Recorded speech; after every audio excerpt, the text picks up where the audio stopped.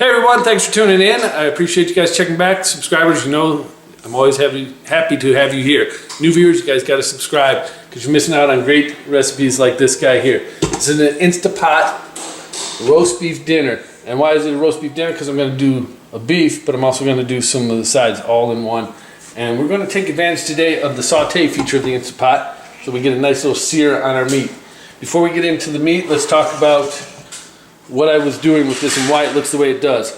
In this bowl, I've got what I was marinating this in since this morning, so about 8 hours.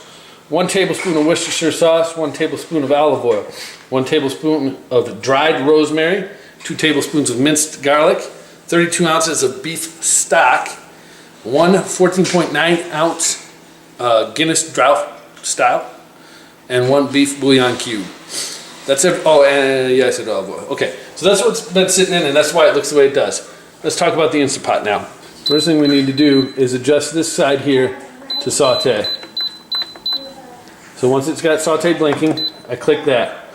Now we're going to do 2 minutes aside. So on the time, I'm going to do it for 8 whole minutes.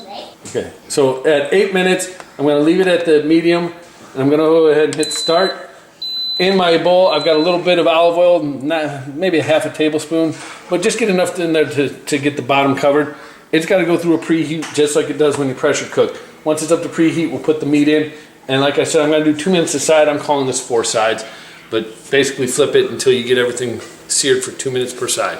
We'll be back. All right, it's ready to cook, so I'm going to go ahead and get this in the pan.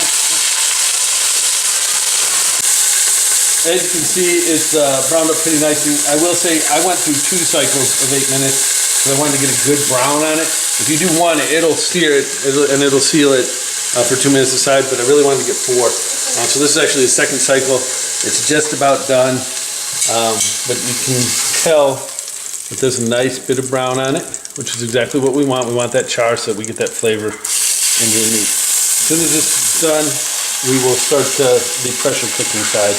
Alright, it's done sauteing. You can still hear it sizzling in there because it's still hot, but the timer's gone off. So now what I'm going to do is I'm going to start by adding some of this marinade back in.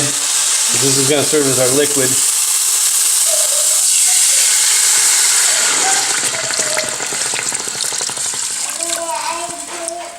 Okay, marinade's in, so time to get our vegetables in.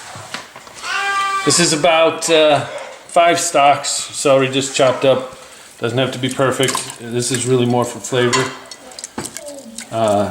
and a little bit of veg to our meal. I like to get some greens in there if I can. You could use broccoli or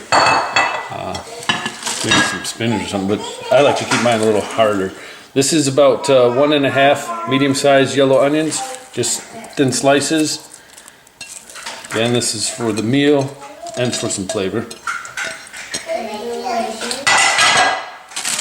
These are petite red skin potatoes, yay big. I'm going to do the full pound of the red skins.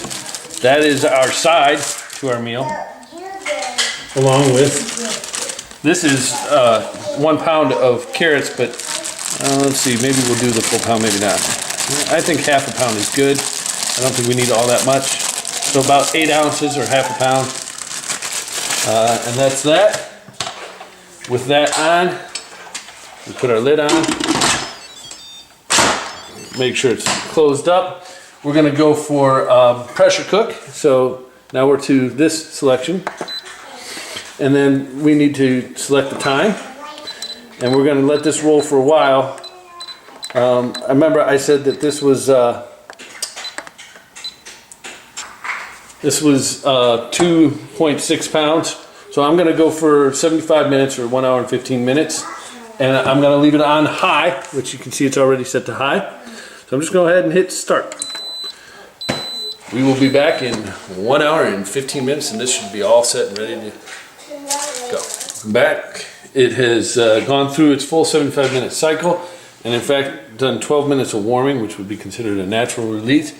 So now I'm going to do a quick release, which just means I'm going to push this and watch the steam fly. I'm going to turn this a little bit just so it doesn't get on my cabinet. As you can see, the indicator has dropped, telling me it's safe to go ahead and unlock and open. So I'm going to go ahead and unlock, and I'm going to open. And the first thing I'm going to do is grab my tongs, get a hold of this nice big roast, which is cooked down a bit, which is fine and expected. And I'm going to set that over here. I'm going to let that rest. I'm going to go ahead and scoop out these vegetables, and we'll put those in a bowl, and then I'm going to strain this. When I come back, we'll make a little bit of gravy.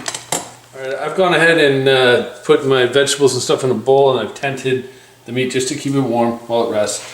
We're going to turn this back on. We're going to go back to the saute mode,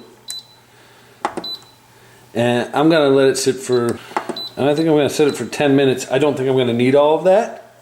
And what we're going to do is, I've got 2 cups of the liquid, that broth and beer and Worcestershire and all that good stuff in. So I'm going to warm that up.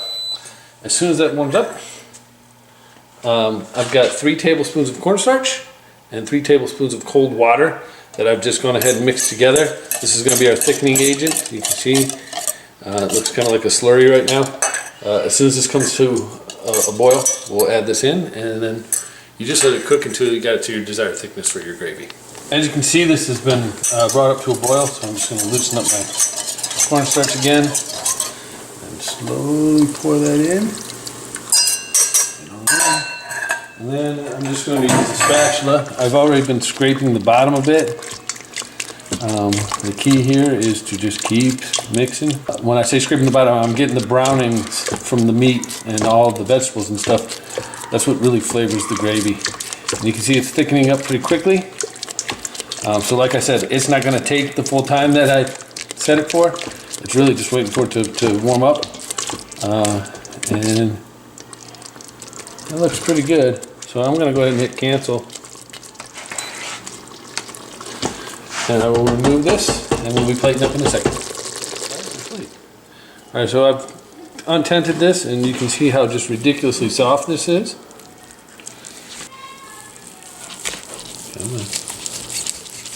There we go. And this is just a little bit beyond medium.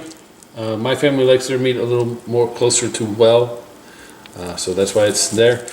If you went probably about 65 minutes for this size, you'd end up with something much closer to a medium, and if you cut it down to about 55, you're going to be closer to a medium rare. Okay, there you go. A nice slice, a little dinner roll, and some of our carrots and the other vegetables along with the potatoes, and a little bit of gravy. And that's it. That's how you do a pot roast in an Instant Pot with your potatoes and carrots and whatever other vegetables you like to throw into the party. You know the drill. Give this a try. Let me know what substitutions or alterations you make. Like I said, this one we did 75 minutes and we got it to about a medium well. Make your alterations to the doneness that you like. Otherwise, subscribe, share, like. Comments down below. Let me know what you think and what's going on. Otherwise, check back for the next video. And as always, take care. Peace.